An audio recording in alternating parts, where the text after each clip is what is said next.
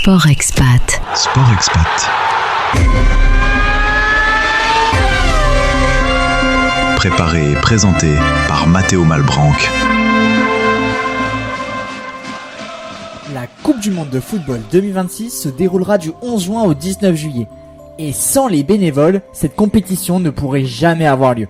Pour cette édition organisée aux États-Unis, au Canada et au Mexique, la FIFA prévoit environ 65 000 bénévoles mobilisés sur l'ensemble des sites. Un dispositif gigantesque qui en fait le plus grand programme de volontariat jamais mis en place pour une Coupe du Monde. Et pour être parmi ces personnes, il ne faut pas beaucoup de critères. Avoir seulement 18 ans, être disponible durant la période de la compétition et savoir parler anglais. Voire plusieurs langues aussi. Néanmoins, la charge de travail n'est pas à sous-estimer. Les bénévoles doivent veiller à ce que tous les supporters passent un agréable moment proche des sites de la Coupe du Monde.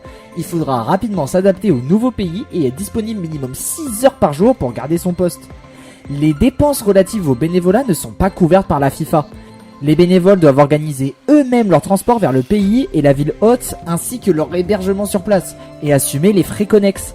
Des repas et des rafraîchissements seront fournis pendant les quarts de travail. Et les bénévoles vivent la Coupe du Monde à leur manière.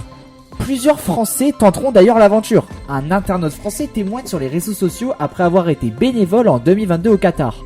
J'ai été affecté à l'un des sites d'entraînement pour les équipes visiteurs, où elles s'entraînaient la veille de leur match. En gros, je traînais et j'étais disponible pour aider l'équipe et les médias à trouver où ils devaient être. Ce n'était pas révolutionnaire, mais c'était une façon cool de faire partir de l'événement et de voir des choses en coulisses. J'ai pu regarder certaines des séances d'entraînement et discuter un peu avec le personnel de soutien des équipes. De nombreuses autres personnes souhaitant faire de la Coupe du Monde un bel événement pourront participer à cette dernière par le biais du bénévolat.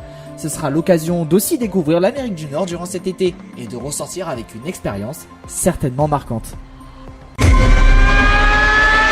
Français dans le monde, le média au plus grand terrain de jeu. L'info de la mobilité internationale est sur fdlm.fr.